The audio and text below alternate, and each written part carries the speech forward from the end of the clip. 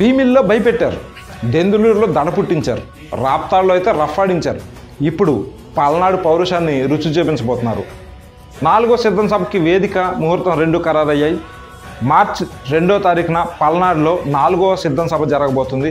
ఈ సభని రాప్తాడు సభ కన్నా కూడా అంచనాలకు మించి భారీగా సక్సెస్ చేయాలని చెప్పేసి వైఎస్ఆర్సీపీ శ్రేణులు అయితే ఆల్రెడీ ప్రిపరేషన్ని ప్రారంభించాయి. రాప్తాడులో ఎటు చూసిన జనం, ఎక్కడ చూసినా ఇసుకేస్తారు రాళ్ళంత జనం వచ్చారు. అండ్ స్టేడియంలో ఉన్న జనాల కన్నా కూడా బయట మిగిలిపోయిన జనాలు ఇంకా ఎక్కువ ఉన్నారని చెప్పేసి అక్కడికి వెళ్ళిన కొంతమంది స్నేహితులు అయితే నాతో షేర్ చేసుకోవడం జరిగింది.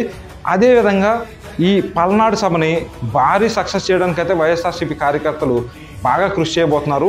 ఈ పల్నాడు సభ ముఖ్యంగా 4 ఉమ్మడి జిల్లాలకు సంబంధించిన వైఎస్ఆర్సీపీ కార్యకర్తలకి ముఖ్యంగా ఉద్దేశించి పెడుతున్నారనమాట. అవే ఉమ్మడి గుంటూరు, కృష్ణా, ప్రకాశం అండ్ నెల్లూరు. ఈ 4 జిల్లాలకు సంబంధించిన 54 నియోజకవర్గాల్లో ఉన్న వైఎస్ఆర్సీపీ కార్యకర్తల్ని ఈ పల్నాడు సభకి ఆహ్వానించడం జరిగింది.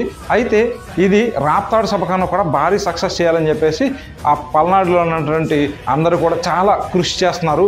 అండ్ రీసెంట్గానే నరసరావుపేట ఎంపీ క్యాండిడేట్గా అఫీషియల్గా అనౌన్స్ చేయబడినటువంటి అనిల్ కుమార్ యాదవ్ గారు మొన్న రీసెంట్గా పెట్టిన సభకే చాలామంది జనాలు హ్యూజ్ రెస్పాన్స్ వచ్చింది. అదే జోష్ని ఇప్పుడు ఈ పల్నాడు సభలో కూడా మరింతగా ముందుకు తీసుకెళ్ళడానికైతే ఆయన కూడా చాలా కృషి చేస్తున్నారు.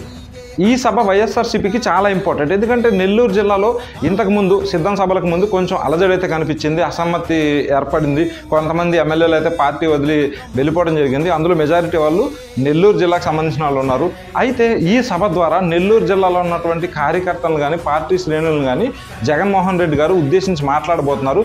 వారికి రాబోయేది వైఎస్ఆర్సీపీ ప్రభుత్వమే అని చెప్పి కాన్ఫిడెన్స్ని అయితే ఈ సభా వేదికగా జగన్మోహన్ రెడ్డి గారు ఇవ్వబోతున్నారు. అండ్ మిగతా 3 ఉమ్మడి జిల్లాలకు సంబంధించిన కార్యకర్తలను కూడా ఉద్దేశించి జగన్మోహన్ రెడ్డి గారు అయితే ప్రసంగించబోతున్నారు. ఇప్పటివరకు జరిగిన 3 సభలు ఎలా అయితే ఒకదాని మించి ఒకటి చాలా సక్సెస్ అయినాయో, ఈ 4వ సభ కూడా అంతకుమించి సక్సెస్ అవుతుందని చెప్పేసి వైఎస్ఆర్సీపీ శ్రేణులు అయితే చెప్తున్నాయన్నమాట. ఇకపోతే వైఎస్ఆర్సీపీ పార్టీకి సంబంధించి 2024 ఎలక్షన్కి మేనిఫెస్టో రాప్తాడు సిద్ధం సభలోనే రిలీజ్ అవుతుందని చెప్పి చాలామంది ఆశించారు. సోషల్ మీడియాలో కూడా భారీ ఎత్తున ఇంట్రెస్టింగ్గా వినిపించాయి. కాకపోతే ఆ రోజు ఆ మేనిఫెస్టో రివీల్ అవ్వలేదు. కాకపోతే ఖచ్చితంగా పల్నాడు సిద్ధం సభ వేదికగా ఆ మేనిఫెస్టో రిలీజ్ అయ్యే అవకాశాలు చాలా ఎక్కువగా ఉన్నాయని చెప్పేసి ఇంటర్నల్ సోర్సెస్ నుంచి లేటెస్ట్గా వస్తున్న ఇన్ఫర్మేషన్. అయితే ఈ మేనిఫెస్టోలో ఇంట్రెస్టింగ్ ఏముండబోతుందంటే, ఇప్పుడు ఉన్న నవరత్నాలు కంటిన్యూ చేయడంతో పాటు వాటిల్లో కొన్ని మోడిఫికేషన్స్ తీసుకురావడంతో పాటు రైతు రుణమాఫీ గురించి కూడా అందులో ఉండబోతుందనేసి చాలామంది విశ్వసనీయ వర్గాల నుంచి అందుతున్న సమాచారం. అదేవిధంగా మహిళలకు సంబంధించి చాలా కొత్త పథకాలను అయితే జగన్మోహన్ రెడ్డి గారు ఈ మేనిఫెస్టోలో పొందుపరిచారనేది ఇప్పుడు చాలా ఇంట్రెస్టింగ్గా మారింది. రైతుల్ని, మహిళల్ని టార్గెట్ చేస్తూ పథకాలు కానీ మేనిఫెస్టోలో ఖచ్చితంగా ఉంటే వైఎస్ఆర్సీపీ ఘన విజయం అందుకుంటున్నా అనేది ప్రజలందరిలో ఉన్నటువంటి అభిప్రాయం. ఇకపోతే ఈ పల్నాడు సభ ఖచ్చితంగా సక్సెస్ అవుతుందా అంటే, పల్నాడు అనేది వైఎస్ఆర్సీపీకి కంచుకోట.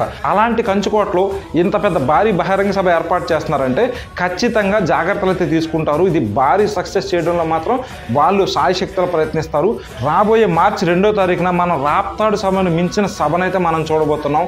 ఆ సభ కోసం కూడా ఆంధ్ర రాష్ట్రం మొత్తం ఎదురు చూస్తుంది. ఆంధ్ర రాష్ట్రమే కాదు, ప్రతిపక్ష పార్టీలు, ఇంకా కేంద్ర మీడియా, కేంద్రానికి సంబంధించిన కొన్ని జాతీయ పార్టీలు కూడా చాలా నిశ్చితంగా ఈ 4వ సభ మీద గురిపెట్టి ఉన్నాయన్నమాట. ఇకపోతే ఈ సిద్ధం సభలు ముగిసిన తర్వాత నెక్స్ట్ ప్రణాళికలు అనేవి కూడా రివీల్ అవ్వబోతున్నాయి. ఆ తర్వాత నుంచి ప్రజల్లోకి జగన్మోహన్ రెడ్డి గారు ఎలా వెళ్ళబోతున్నారు, వైఎస్ఆర్సీపీ పార్టీని ఏ విధంగా ముందుకు తీసుకెళ్ళబోతున్నారు అనేది కూడా చాలా ఇంట్రెస్టింగ్ ఉండబోతుంది.